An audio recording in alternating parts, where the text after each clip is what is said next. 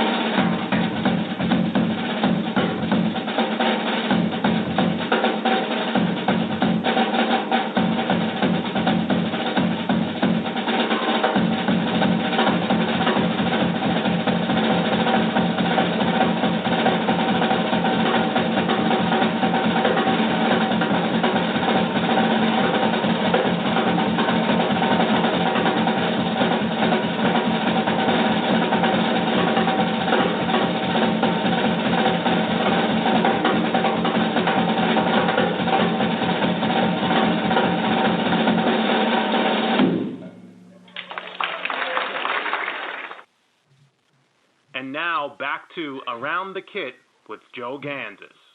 Guys, 646-787-8027. Really, really cool. What a bass drum foot there. It gives me great pleasure to welcome to Around the Kit the great Stephane Chamberland. Hey, Steph, Joe, what's how up, are you? brother? What's up, man? I'm How you good. doing? I'm excellent. That was a great little piece there, man. You remember where that was? If I remember well, it was a clinic I did a couple of months ago. It was in the high school in Quebec City.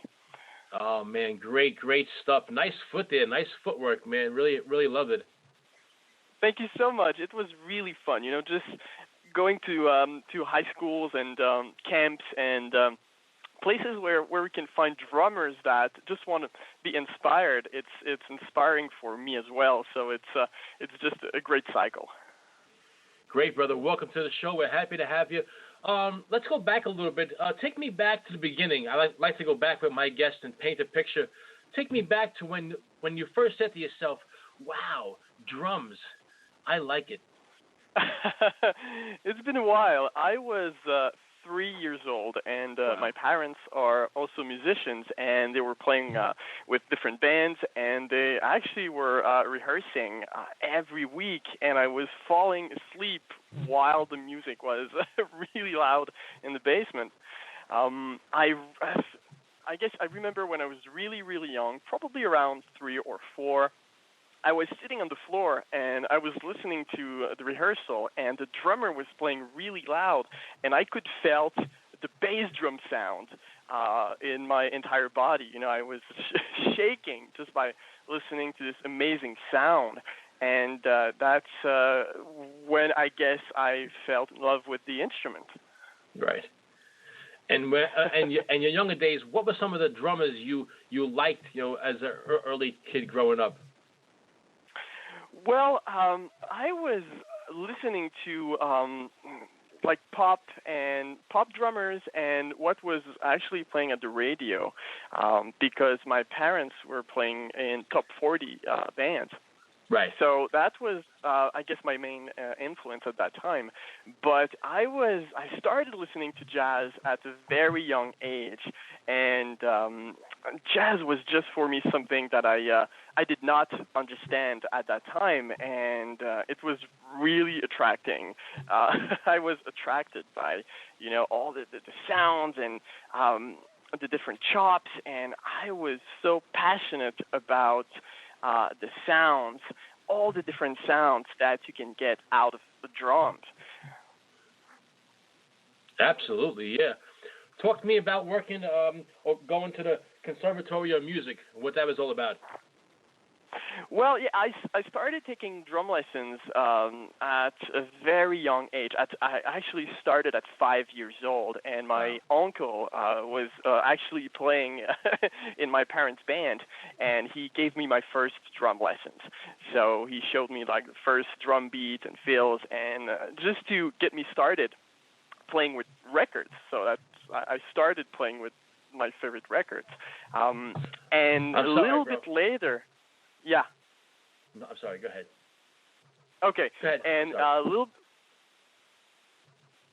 so a little bit later, I started taking real drum lessons at a local music store, and that was a revelation for me. But I was maybe like 6 years old, and I was not able to touch the pedals with my feet.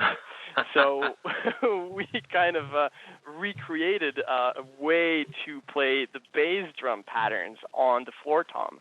So, but it was fun. It was really fun, and I kind of never stopped, taking drum lessons and learning from all the drummers that I met. And when I was studying in high school, I was studying at the music conservatory here in Quebec during the night. So I was going to school during the day and going to like Quebec downtown during the night to study classical percussions. And it was really, really cool. But I was always taking private drum lessons during the weekends because drum set was my main focus. Well, guys, we're talking to the great Stephane Chamberland, and you've studied with some great teachers. I'm going to name some of them. Joe Bergamini, Robbie Amin, and the late, great Jim Chapin. And I want to stay there for a second, and I want to tell you a story that Dom Famularo told me about Jim Chapin. But what's your recollection of working with Jim Chapin? Well, that's a very good question. Actually, what I did is when I was about 16 years old, Dom came in a music store in Quebec. Actually, before that, I was maybe like 13 years old, and he came to Quebec doing a drum clinic. But at that time, it wasn't something famous around here. So I went with my teacher, and that's actually the first time in my life that I saw like a clinician playing solos around the kit, and that's the first time in my life that I felt like, oh, that's what I want to do. That's what I want to do with my life. And when he came back to Quebec, I was like, oh my God, this is huge. I mean, Dom is coming back. I want to go. Like, I want to meet him. So I went, and it was a small clinic though. So he was doing the clinic inside the music store.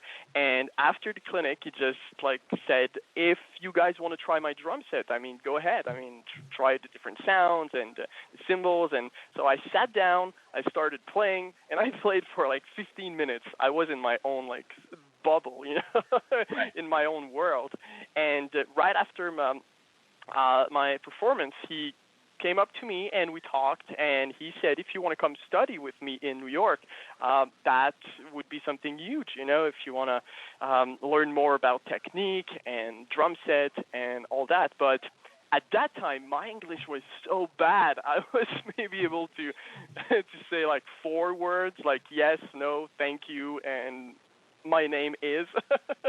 Right. So so he said, you have to learn English, you have to study the language if you want to come and study with me. So that's what I did. I went to Toronto, got a grant to study English. So I did that for a year, and after the year, I called Dom back, and I said, this is Stephane Chamberland. I want to study with you. I'm ready now, so whenever you want. So that was the beginning of an amazing journey.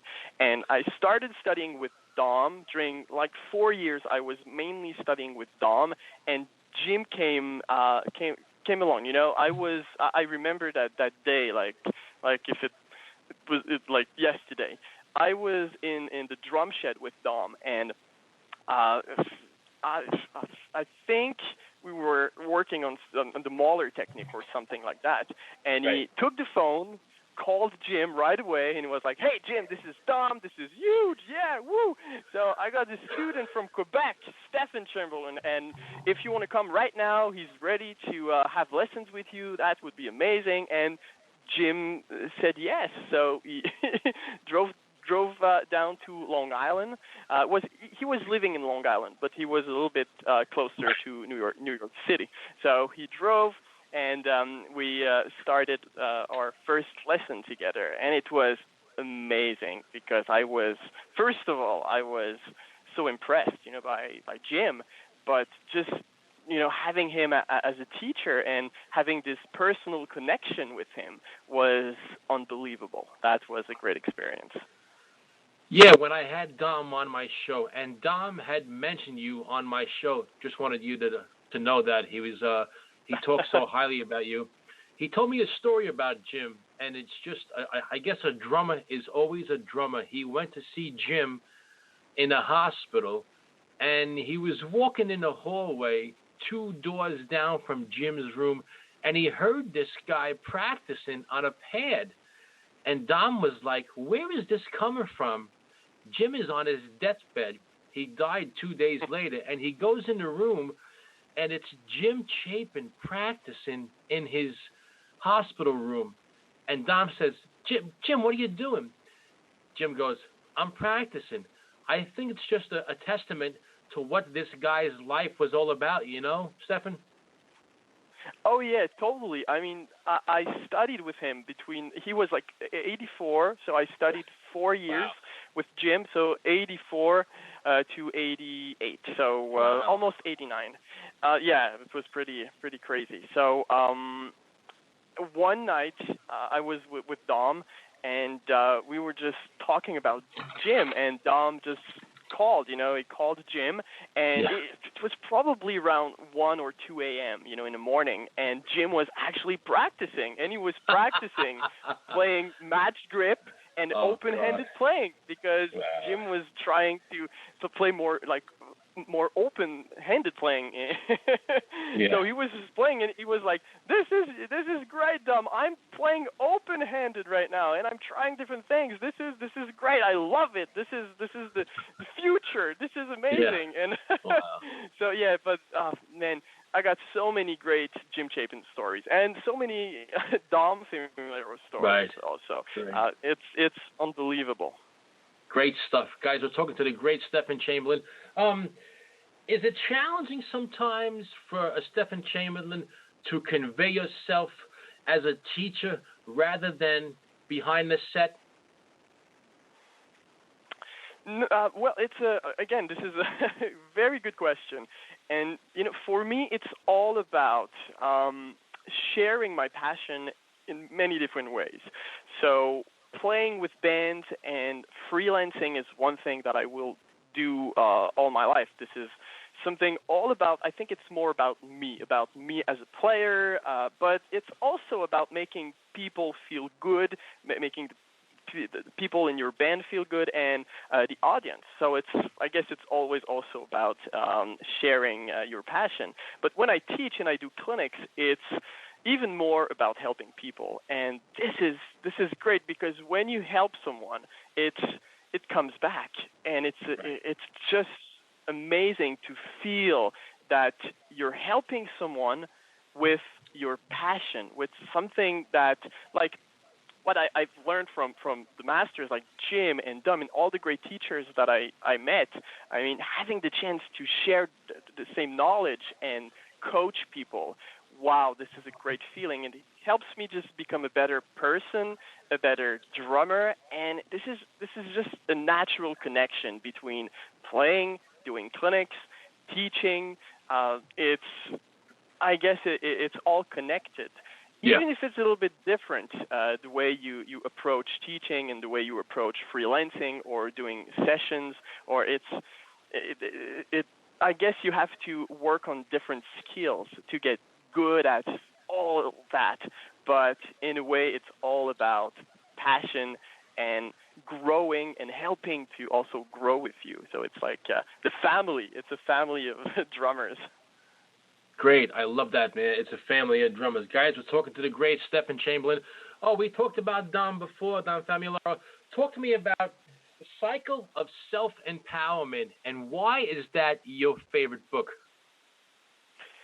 Well, for me, it's all about becoming a great person. So if you become a better person, you're going to become a better drummer, because as you learn to become a better drummer, you have to become a better person. You have to learn how to fix goals, to work hard, to persevere, to be patient, you have to work on many different skills as a human being.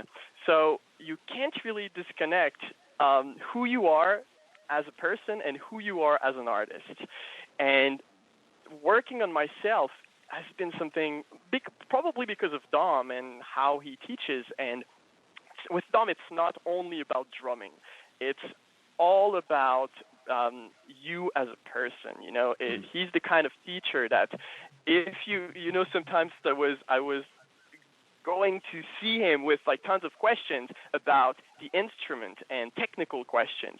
And at a certain point, it just became about working on higher levels. He was opening doors for myself that I didn't know existed at that time. But to do it, he was actually going to, not only the drum set and the drumming door, he was opening many other doors for me as a person. So this book became really, really important for me for myself, but also when I teach. Because if you don't trust yourself, if you are shy, if you you have fears, fears of like not succeeding or making a mistake or stuff like that, it's like you're never going to become the best that you could be. So reading that book was unbelievable for me, because this helped me, first of all, to realize that, okay, that's what I want to do. I'm a drummer, and I want to make a living playing drums and teaching. Yeah. So that's what I want to do. Now, how can I do it, And we have to study successful people. If you want to succeed at something, study someone who has already done it. That's how you're going to get there faster, I guess. So this is like a cookbook of success, not just only for drummers, but of course he talks about his travels around the world, meeting like masters and meeting like drummers, and so it's inspiring. So it's one of the best books that I know for us. It sounds like it's about life lessons, if I can make that assumption. And don't you think, Stephane, that it's important for us to respect ourselves and be happy with ourselves before we can convey that to other people? Yes, kind of. Of course, yeah. If you're happy and if you're, passionate about what you do, and you're just happy with who you are, you're going to play it. So you're going to play not only the emotions that you've been living, but also who you are. And yes, I really believe that it's important. And something we talk about in life. And guys, we're talking to the great Stephane Chamberland, just a great guest, full of energy. Love this guy. Two words that I think we take for granted in life, but in drums too, and that's hard work. It takes hard work to achieve all these goals, and I think sometimes we don't put enough emphasis on those two words and how vital and important they are. Oh yeah, you are so right. And working hard is of course important, but you need to be balanced. Find the balance between working hard, but working hard also means working wisely. You need to be wise on how you work. And for example, when I play with different artists, I'm the guy who's going to work really hard. I'm going to listen to the songs, and I'm going to make notes. I'm going to make sure I play all the songs before I go, if, of course, I can. Sometimes you just go to the gig, and they give you the charts, and you have to play right away. But if I can, I would study really hard. And I've learned that with some bad experiences in the past where I wasn't ready enough because I was like, oh, it's going to be easy, it's easy music, I'm going to be fine. But, if you work hard, and Will Smith was actually saying something like that, I love this actor, he's one of my favorite people in the world, and he was saying, like, you can be better than me, you can have more talent than me, but I'm the guy who's going to work so hard that I'm going to succeed, So talent is good, but sometimes it's overrated, You have to work hard. And I was practicing when I was younger a lot, every day, and sometimes 8-10 hours. But, now I always try to improve myself and be like in shape. And I usually do like 3 hours a day, and I'm still taking lessons. And, so I work hard for my personal growth, my own playing. I work hard when people hire me. And so I guess you are right. Working hard is part of, a value. How important is preparation to Stephen Chamberlain? Oh yes, this is very important. Actually, when you fear something, it's like emotions are like signals. So if you have, like, if you're stressed or you fear a moment, like let's say you're you're going to be playing that very hard gig next weekend, and you're stressed and you don't feel good. Well, the only way you can feel better is to first of all acknowledge the feeling. So okay, I fear this gig. I'm fearful right now. So what can I do? Prepare yourself. So that's the only way to get better. To prepare yourself. So every time I feel like this big clinic is coming up and I'm stressed, I would just go to my studio, rehearse. I'm gonna if I'm playing with different musicians or practice.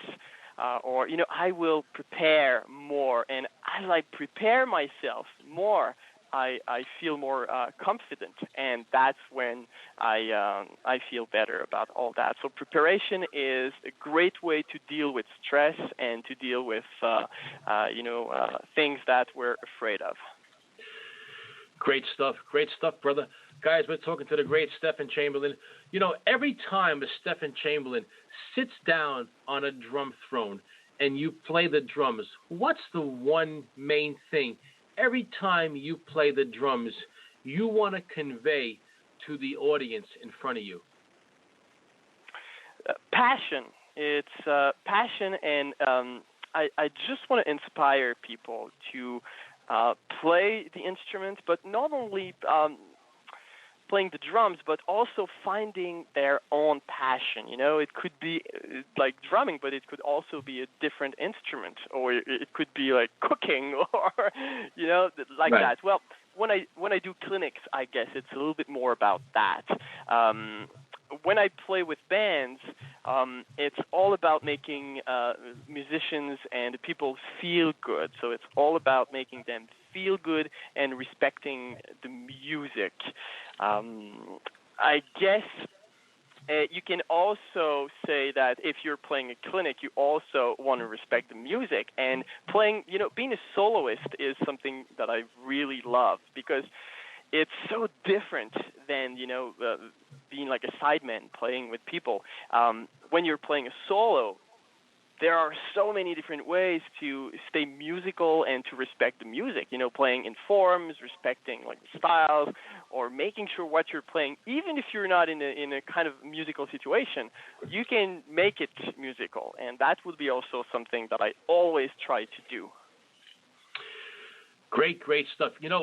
When I talk to you and you talk back to me, I hear a lot of Dom Famularo in your voice, how you are inspired by him.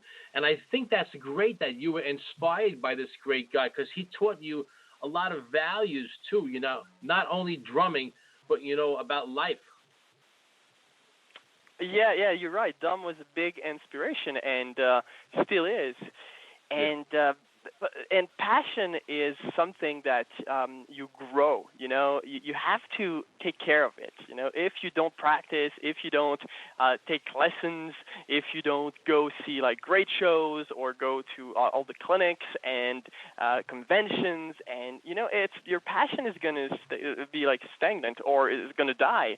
So you want to always make sure you stay inspired. So the reason why I can talk to you right now with passion. It's something that is true. It's coming from my heart, and it's something that is it has to be, of course, with Dom, but it has also to be with inspiring myself every day by becoming better and working on myself. A couple of years ago, I was working really hard with like musicians and like gigging and freelancing. Doing clinics, and I wasn't practicing anymore. And I did that for about a year where I wasn't practicing, and I started feeling really, really not good about my playing. When I was teaching and I was sitting down at the drums to play an example of something I was teaching, I felt like, oh my God, I don't feel like in shape right now. When I was playing gigs, I was playing like minimum. I was playing just what I had to play. And I realized that, I have to work on myself. It's the difference between urgent and important, If you're always playing things because it's urgent, like preparing a gig, giving a lesson, all the things that you need to do in the moment, to make a living with drumming, I mean, that's urgent. But important is practicing, working on things that you don't really need for a gig for next week, but in the long run, you'll use it. It's like working on your technique, your reading, playing, getting better at different styles, independence. There's so many great things. So it's really balancing both important and urgent, things that would, keep your passion alive. And I meet so many musicians that are just not happy about playing music because they stopped growing, they stopped learning, and that's something you need to take care of. You need to realize it and make sure that you do it. It has to be consistent, every day, a little bit, not much, just a little bit, and you're going to grow and keep your passion alive, and your passion is also going to grow, so it's even better. Great stuff, brother. I listened to you, and I just want to tell you one thing. I had a lot of guests on here, world-class drummers on here, and I hear in you something fresh that the drum world needs, man. Don't ever change, brother. I think you're going to you're on the right path. Just keep going, man. You're just a great force in the drumming world, and I wish you all the best, man. I just think you're great. Talk to me about being a contributing writer and how that's been to like Modern Drummer and different outlets. Great question again.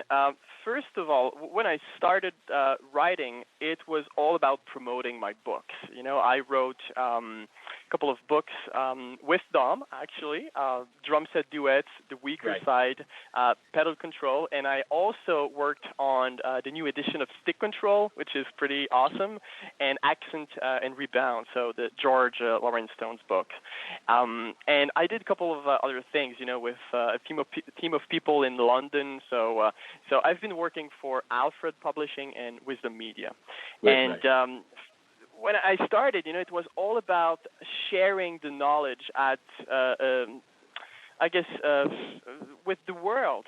So I started writing about the books. But as I was writing more and more, I just found that, oh man, this is just a great way to talk about other things, and things that I'm learning from my students.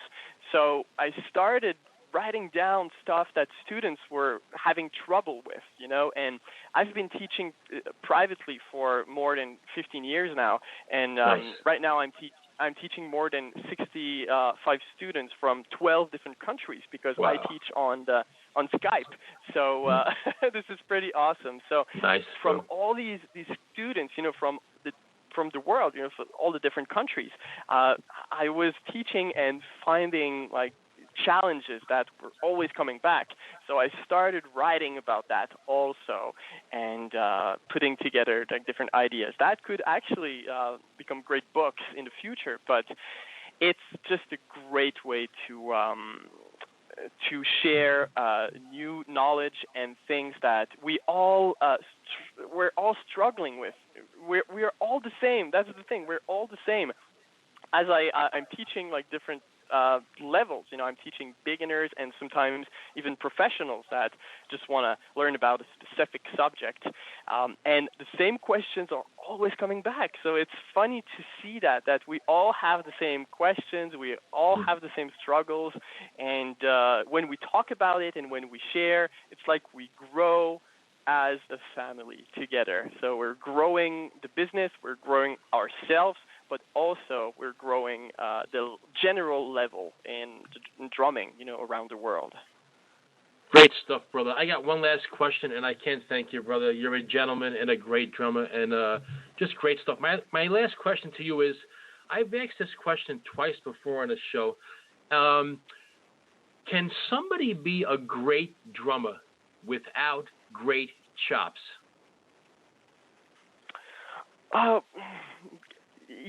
Yes. I think yes. The answer would be yes.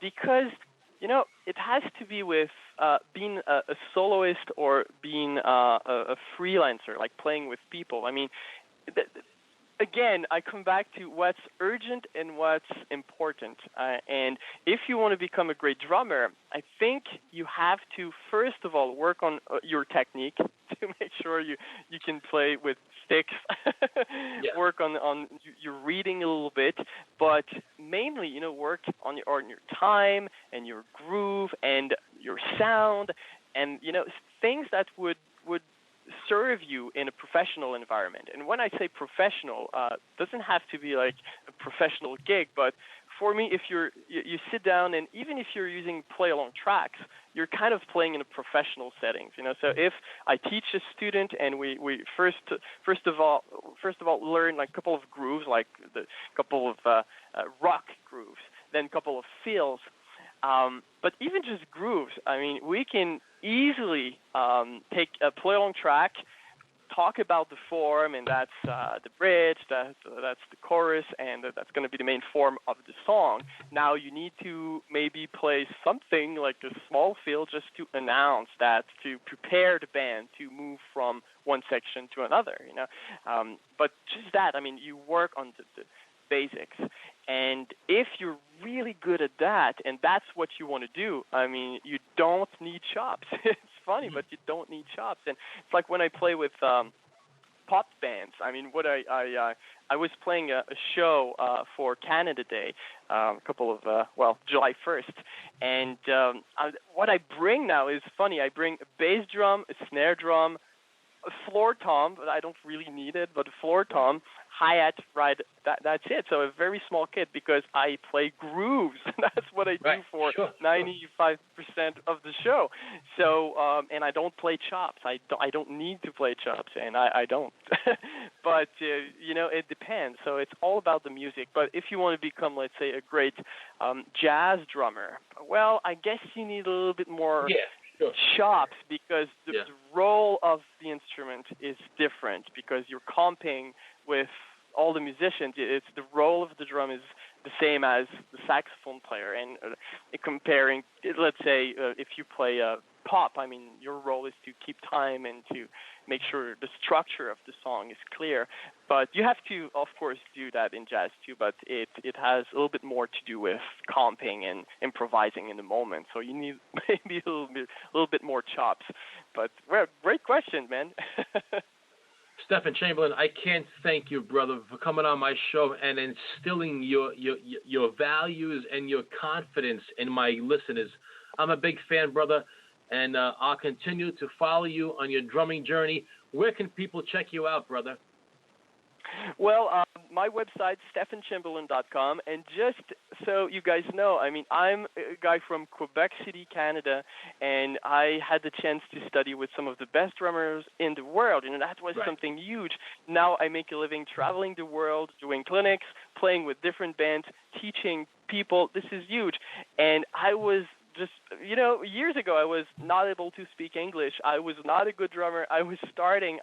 And I did that. And I just want to say that because sometimes it's all about us, interviews, it's like what you do. But Right. it's more than that. I want to be an example of what's possible. And if I could do it, man, it's possible. I'm an example Absolutely. that it's possible to do it. So stephanechamberland.com, and of course my Facebook page. You just find me. I'm on Instagram. I'm on all the social media, so I'm easy to find. Stephane Chamberland from Joe Gansas and everybody at Around the Kit. Just tremendous stuff, brother. We hope we can do it again one day down the road, but we'll continue to follow you, brother.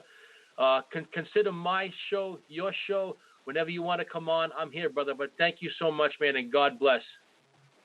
Thank you so much for what you do. Your show is amazing, and keep doing it. You're a big part of what being a drummer and inspiring people should be all about.